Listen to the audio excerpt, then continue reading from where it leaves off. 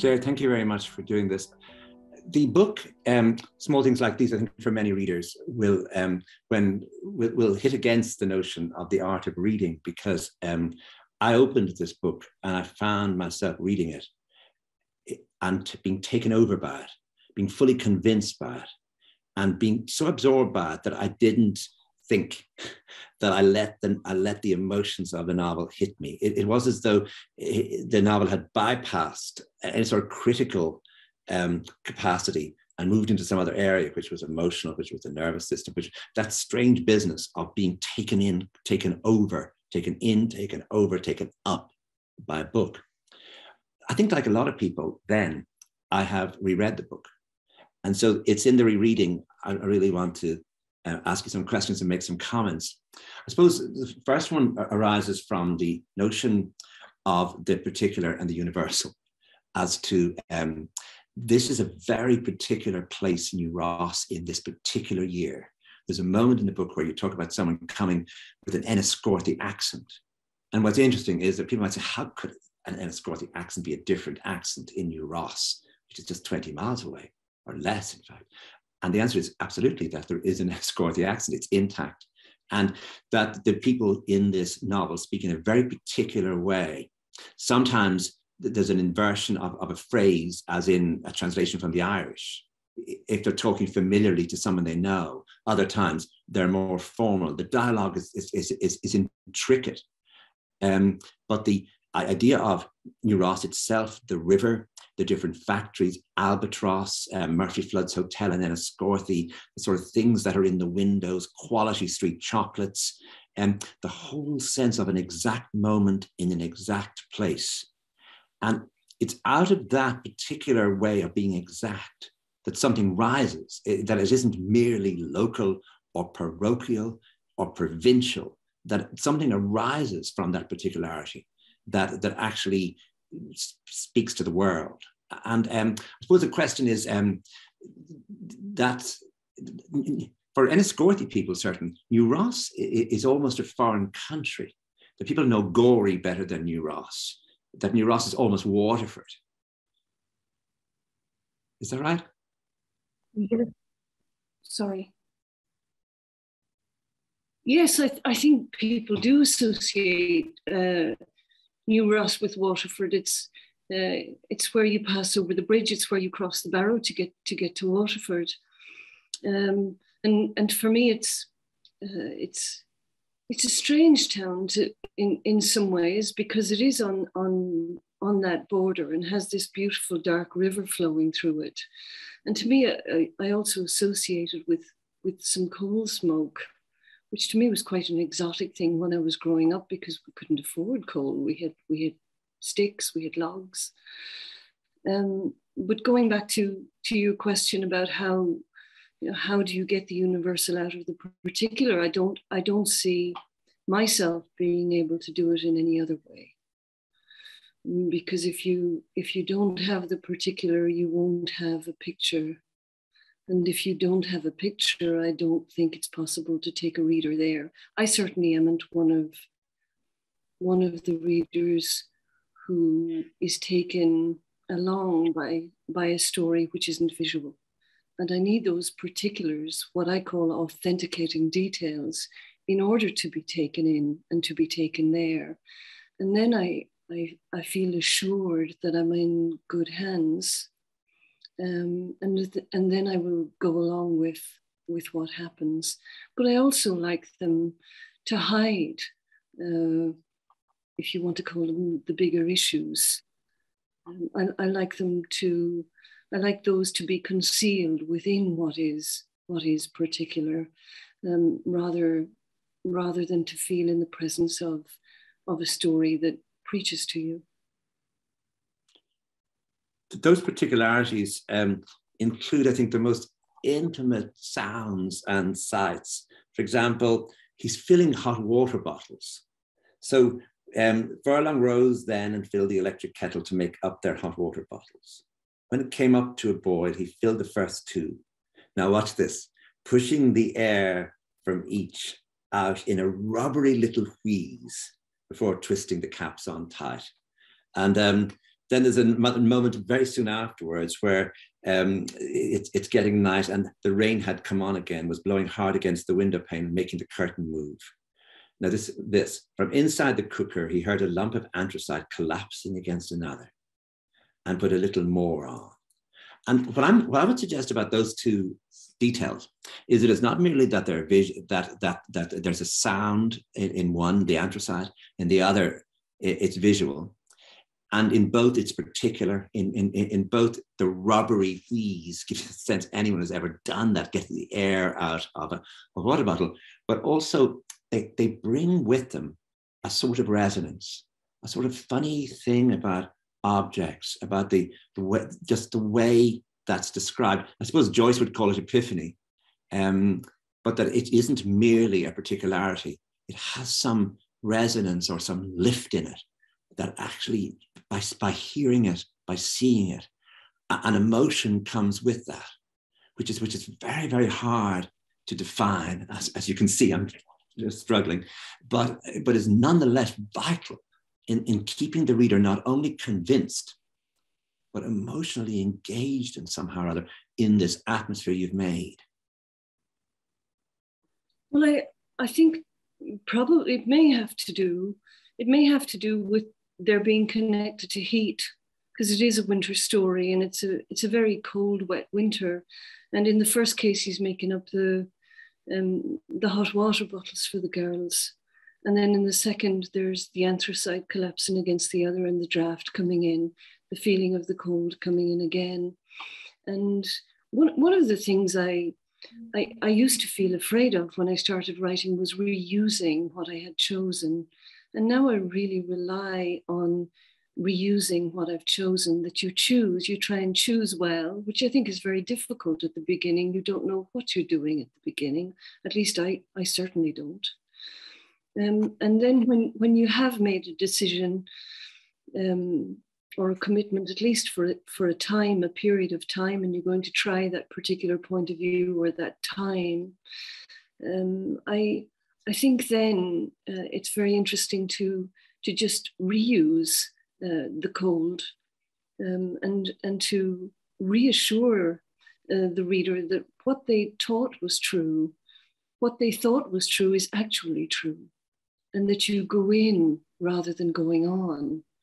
I think bad storytellers, bad conversationalists go on and on. I always think of Larkin, who said, why did people think adding was increase? To me, it was dilution. And instead of going in, then more is added. And I really do try not to add more, but to go in farther into what I've chosen, if that makes any sense. Yes, it does. What I'm trying to circle around is an idea that the novel is a breach of a concept that the novel is a secular space.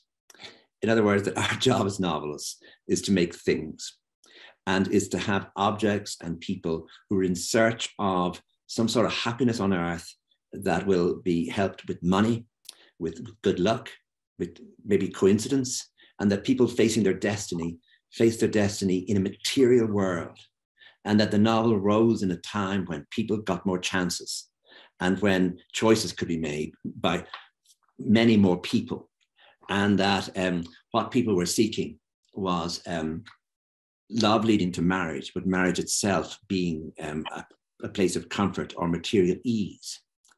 And to try and introduce a religious tone or a spiritual tone or a non-material tone into a novel requires a great deal of very, very careful work. The reader seems to me to resist it. To actually, if you had somebody praying for something and that thing arriving in the next episode, you would feel, well, this is not a novel. That the novel loves disappointment. The novel loves someone praying for something and then not getting it, or even forgetting later what they had in fact had prayed for. And that it isn't good on miracles, and it isn't good on the soul. That when the soul is used in a novel, you have to be very, very careful to use that word sparingly. Henry James uses it very, very carefully and very, very seldom. But I suppose what I'm coming to is the idea that Furlong is on a spiritual journey, and that this is a novel about a very unusual thing in fiction, and I think so unusual in Irish fiction that I would have trouble thinking of another one, and that's the idea of a good man. And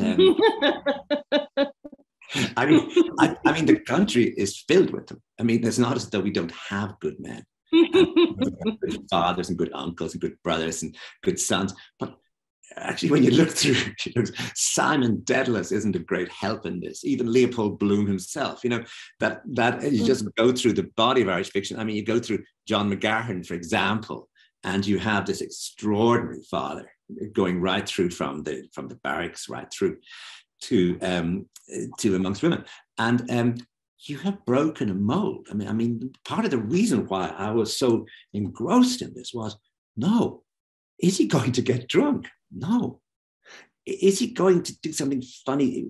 He for example, he chooses the people who work with him, obviously very carefully. He likes them. He gets on with them. There's an ease in that relationship.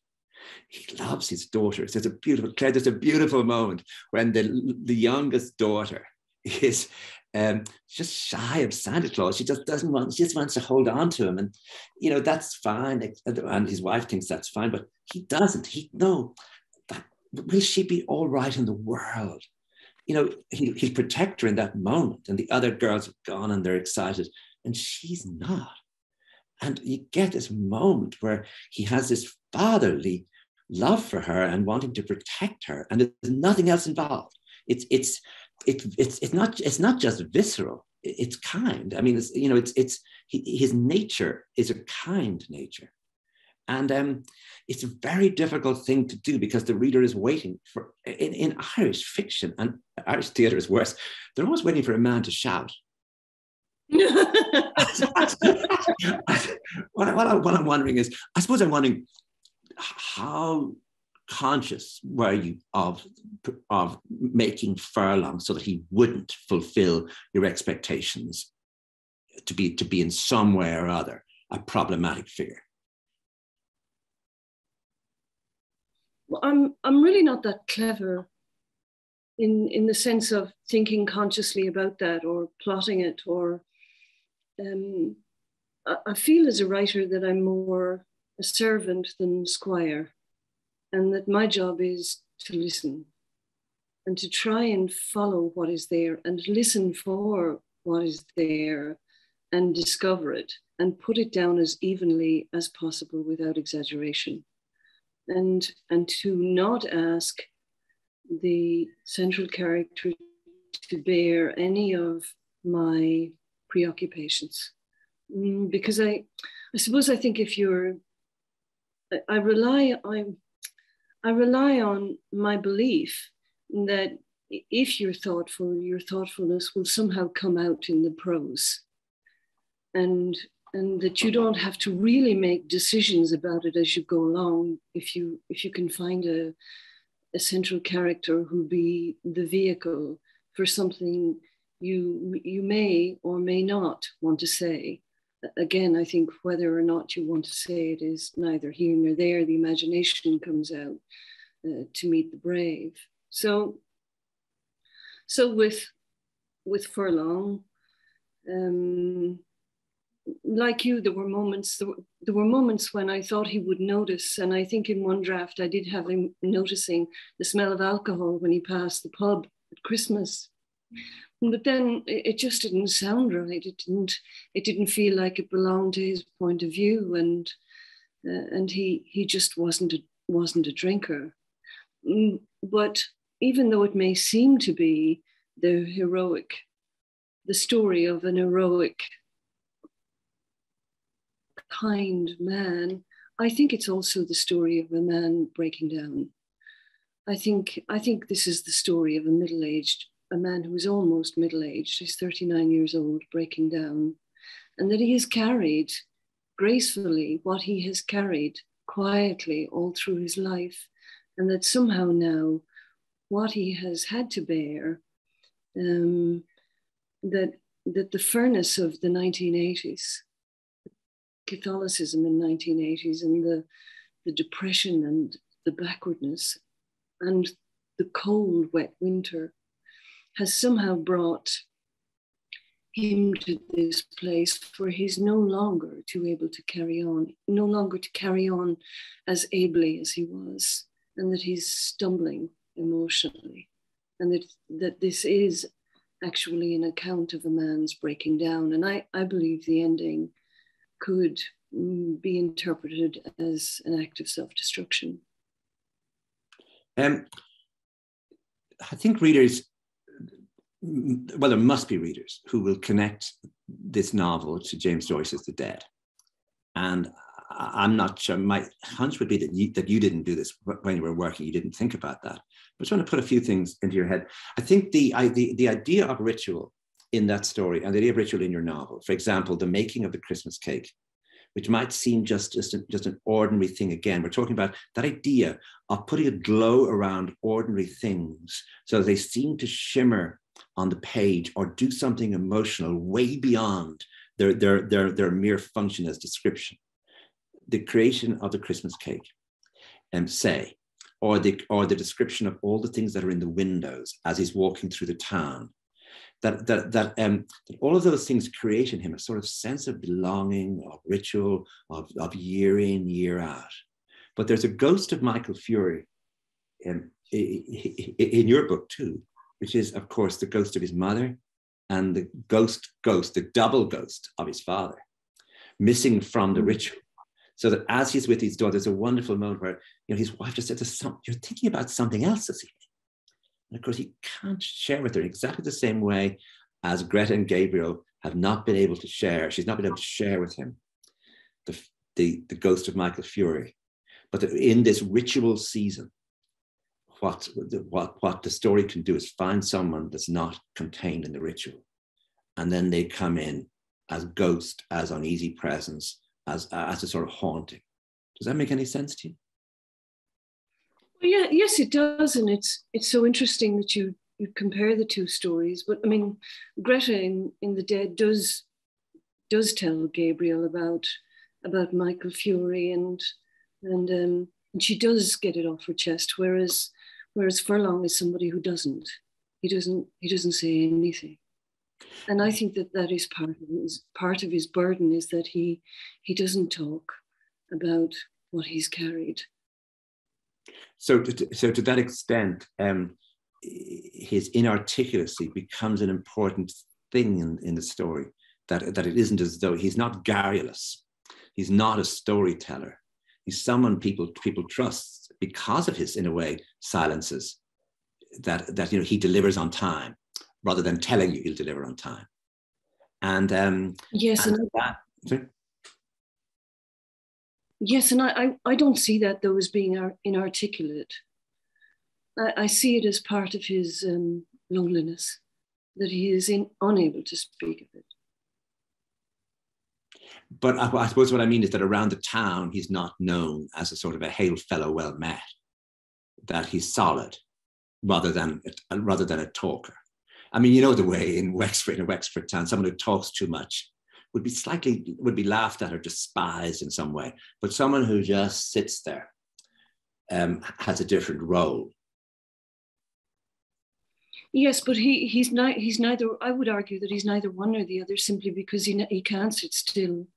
He's not able to even sit still after he gets his Sunday dinner, and that's how I knew he wasn't all right.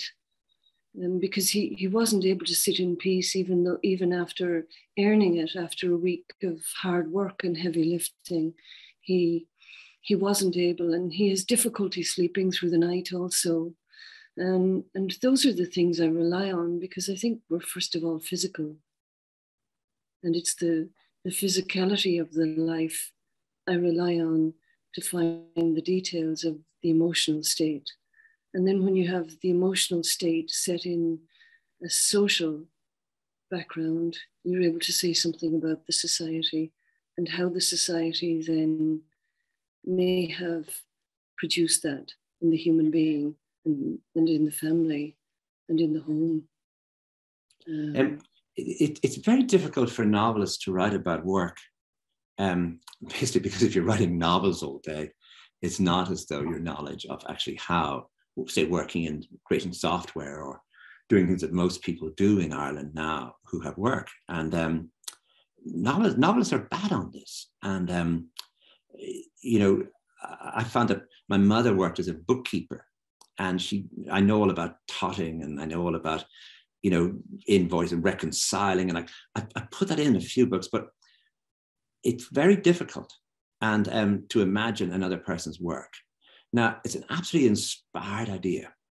In 1985, in a place like New Ross, in the time of economic downturn, this is when the idea of having oil central heating would be such a luxury. Most people wouldn't even think about it. And then you have this business of the open fire, which is, you know, and the fact that people are living in the countryside. How do you get coal and turf, and how do you get briquettes and anthracite? So that his job gives him access to so many things and allows him to, you know, travel everywhere. He can go in front doors and back doors. He's welcome everywhere he goes. The job is an essential. I mean, really, it's inspired, Claire, that he does this. And, you know, any writer is going to read this is going to say, oh God, I wish I thought of that, because it really allows him. I mean, he's almost like, you see, he's almost like a priest in that he has access to everyone's house, and he's moving all day from one place to another, like a doctor. Except he's probably even more yes, well. And I think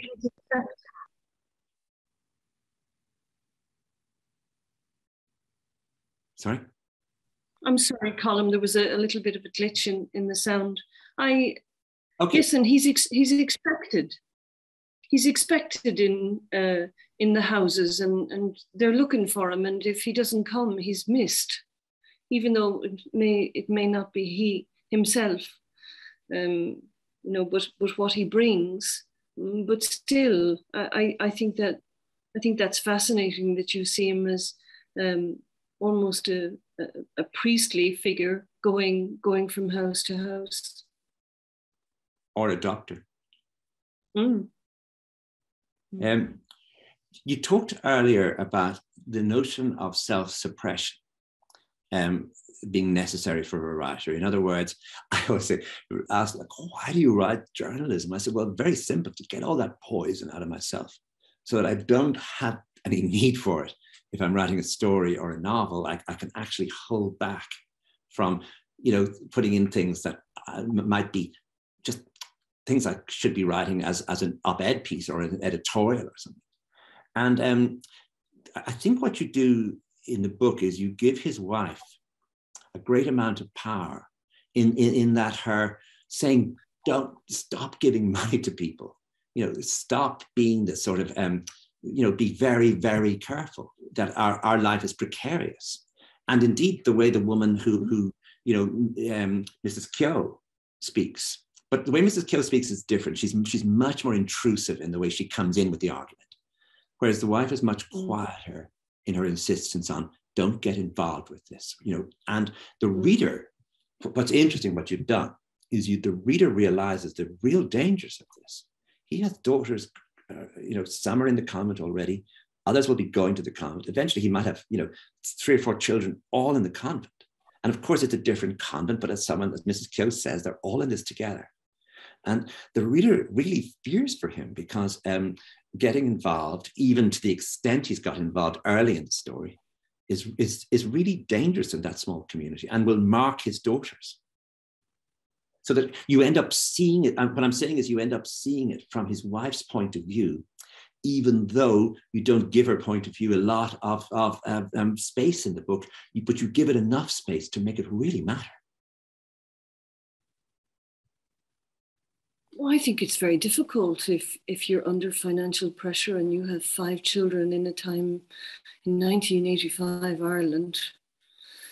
I think it's very, very difficult to be married to a soft-hearted man who will give away the change out of his pocket.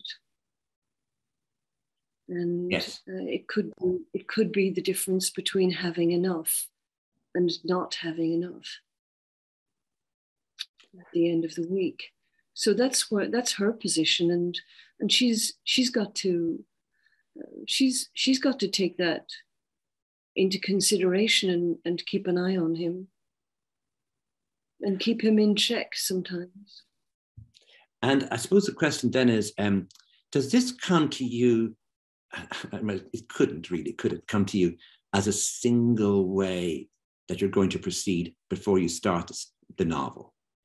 In other words, is this something that occurs to you gradually as you're working? I'd better do something else here. I'd better give a wife more power in this story than she has, because if I don't, I mean, is that how you work? By adding, subtracting, and editing? I don't think I would use the personal pronoun when I'm working. I really try and forget about myself completely when I'm working, and I'd be asking myself, for example, there's a scene in when I was drafting the scene. He goes into the shoe shop, and I knew the woman in the shoe shop didn't like him. I knew by the way she spoke to him that she didn't like him, and I had no understanding at that stage as to why not. But I just saw it as the work that you do to find out why the shopkeeper didn't, why the lady in the shoe shop didn't like him. That's the work you do. Because she authentically didn't like him. I knew it was suggested in the prose. And the one thing I really trust in prose is suggestion. If I find something working on a level of suggestion, I know it's true. It's always true. So that was that piece of work. And then another, for example, was I just didn't know why he kept looking at the ground. And then I thought, well, isn't that something that somebody who's been bullied does? Go around looking at the ground instead of looking up. And he wasn't observant and he wasn't nosy. And he wasn't really engaged with other people. He just happened to see what he happened to see. So I felt then that maybe he'd been bullied at school, and then I put it all together. And I realized that maybe he was bullied because his mother wasn't married. And maybe then that was something he had to carry all his life, that some people would never like him and would never have a regard for him and see him for who he was, because he himself actually didn't know who he was in the way he was brought up. There's a wonderful scene in the book where he drives and in his own territory, in his own terrain, gets oddly lost. And of course, this really is something that happens on those roads. I mean, if you try and drive towards Wexford and from New Ross and then turn off towards Enniscorthy, you can get really badly lost in that particular stretch. But he's getting lost is wonderfully done by you, because it seems to me utterly physical and credible. He just simply is thinking about something else and he makes various turns and then he thinks he'll be able to make his way back around. So this is actually real. This is not you trying to find a metaphor, trying to move into a sort of terrain which is, let's say, a dream world or a spiritual terrain he's moved into. And yet, he meets a figure. And that figure doesn't say anything of particular importance to him. He just says, well, this road will take you wherever you want to go. But it's something someone could say locally if you stopped somebody on one of those roads. But it has wonderful resonance because it's rooted. And the resonance is that somehow or other, this experience of seeing the girl has brought him into a terrain that he has been avoiding, confronting or communicating. And he doesn't know what to do with it yet. It is as though it frightens him and it puts him really where the very thing he should know, which are these roads, he ceases to know. And he meets a figure who stays in his mind as a curious figure in fiction, who's not needed in the story, who doesn't appear again, who simply comes in once to say one thing. And it's all over the Bible. I mean, it's all over all sorts of things. There's always one strange moment that isn't in the pattern, but it actually makes a difference.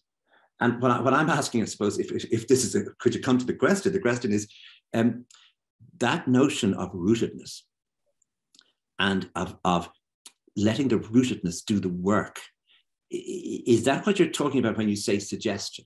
That in other words, if you just simply think, okay, yes, is he going to go home now? no, it's too early for him to go home. I need him to do something else. And then you start to write. And it's the writing itself leads you to the road and leads you to the figure, rather than, say, thinking it and then writing it. Yes. Yes, without question, I rely on what is physical to find the truth about the emotional state. And I believe that we think what we think because we feel what we feel, not the other way around.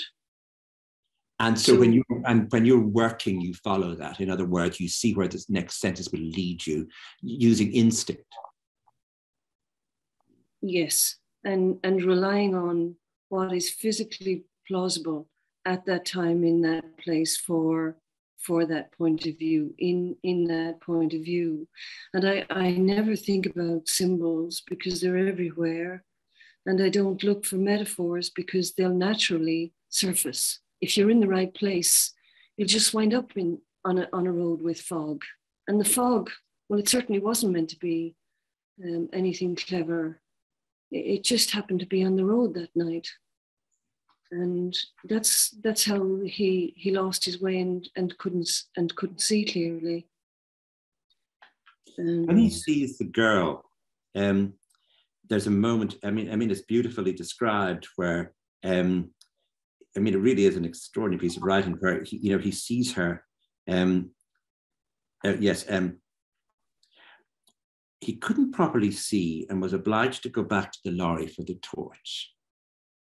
When he shone it on what was there, that's really beautiful. He judged by what was on the floor that the girl within had been there for longer than the night. And that is how, in other words, if I were writing that, I might have said, he couldn't probably see and was obliged to go back to the lorry for the torch. When he shone the torch, he found there was a girl, and then go into the girl. But what you're doing is, no, he's already seen that. He's thinking, what is it now? Like he's trying to he's interpreting it the minute he sees it, which I think is a brilliant stroke. Instead of trying to over dramatize the sight of her, it's his immediate curiosity. What is going on here? And I think I suppose there's a question I would ask about that is, how much rewriting do you do? How much do you, with that, it's a particularly important moment because it's a drama. He really is to be startled by this. But instead of, we sort of know he's startled, but instead of telling us he's startled, you do one other thing. You bring it below that into sort of his effort to make sense of this. What I'm wondering is, do those few sentences then require a huge amount of rewriting, or do they come?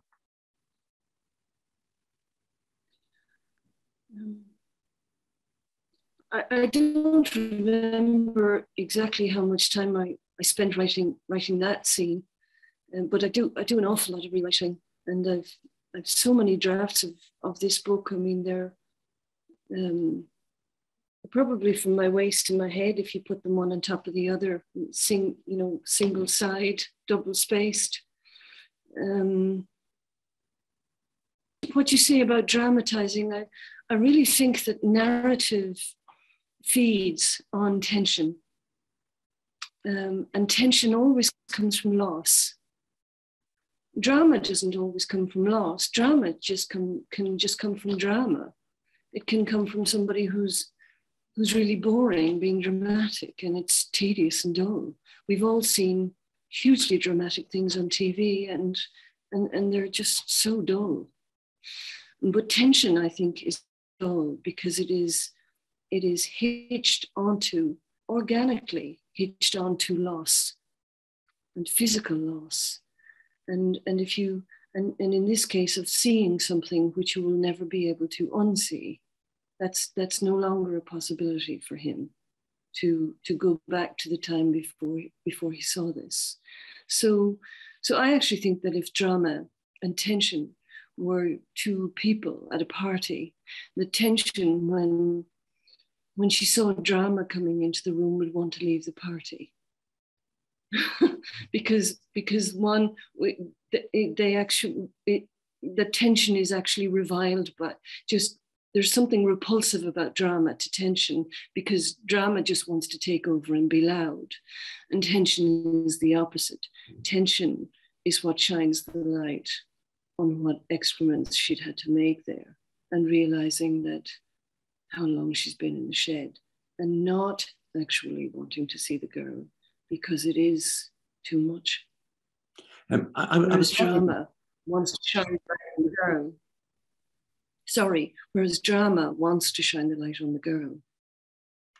I was talking at the very beginning about the idea of being absorbed by this novel so that you didn't, think when you were reading it. On rereading it, what I'm looking at now is your extraordinary intelligence, which may be a sort of tact, but it's not something that can come naturally, I think, to a writer, as much as it can come to a writer only after a lot of thinking about how fiction works.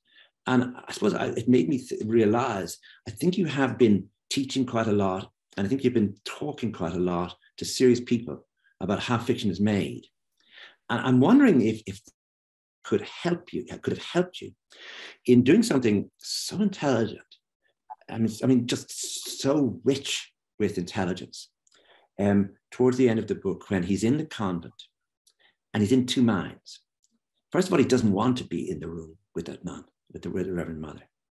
And then he sort of does. Then he sort of wants to string this out, just he's not going to go as quickly as she wants him to go. He becomes stubborn for a second, but he isn't before. He's uneasy, and now he's stubborn. And so too, as he's in the very last scene, this beautiful last scene of the book, he isn't sure. It would be so easy to have made him suddenly brave or suddenly angry, and this, sort of father courage figure. Instead, he's uneasy. With each person he meets, he registers unease, and he's uneasy about what's going to happen. I find that so moving, the way his mind is investigated by you and dramatized, and it's never a single thing. His response is rich. So I suppose if there's a question, it is, has thinking about fiction helped you? I think teaching fiction has helped me hugely, because I've read so many manuscripts. I've been teaching creative writing on a part-time basis now for 25 years. And it's not enough to read a piece of a manuscript, a draft, and say, I don't like this. And that's just a reaction. And of course you need to provide a response, a helpful response. And so I had to make myself go over manuscripts I would never have read had I not been paid to read them, and make myself articulate why these pieces of fiction did not work, and exactly why they did not work, and what needed to happen to make them work. And I think that really led me to an understanding of paragraph structure, which is something I love to teach. And then subsequently, or at the same time, an understanding of how reading works, which really is what I'm doing all of the time. When I'm teaching creative writing, I'm teaching how reading works. And we all think, at least I used to think when I was in my 20s that I knew how reading worked. And it wasn't until I probably was in my late 30s until I realized I didn't know, and that I had to learn it in a different way all over again, or come to terms with it in a different way all over again. And that was delightful, if also a bit frightening. But I think one of the things that helped me was reading the authors of the South in the United States. I think good fiction is good manners, and there's so much good manners in the people of the South in the United States. There is a system of manners. If you read, for example, Eudora Welty or Flannery O'Connor, you will see a system of manners at work in the prose, and a type of tact on behalf of the writer, which never falters unless they're failing, I think, in what they're doing. it is tact, which is an intelligence in the service of whoever you're writing about. I also came to understand through teaching that stories, particularly short stories, are told with varying degrees of reluctance. And the novel naturally has a more willing narrator, which makes the text longer. They're more willing to go on. Also, the novel often begins after, the short story often begins after what happens. And the novel begins before what happens. And a great deal has already happened, I know, in this book, when it begins in October of 1985. And yet I feel it's a novel simply because of the scope of it. There was something Gardner once wrote, actually, John Gardner, and he had a paragraph on what good fiction was, and it began with his saying that it does all of the following elegantly, comma, efficiently, and then colon. And I loved that. Before I read anything else, I just loved that he saw elegance and efficiency as being able to work together. And it might seem sometimes that those two styles, an efficient style and an elegant style, would be opposite, but in fact they're not. And part of the tact, it seems, of writing good fiction, the type of fiction I admire, is that just enough is said, just enough is shown, and the reader has just enough to carry them along and embroider all that's there with their own personal lives, their own imagination, and the lives also that we could have had. I think we read with the lives we obviously have, but we also read with the lives we could have had, and the lives we might have had, which I think we take all of that to a text when we read a text. And that's one of, those are a few of the things I learned by teaching people how fiction works while I was figuring it out myself, by the way. Claire Keegan, thank you very much.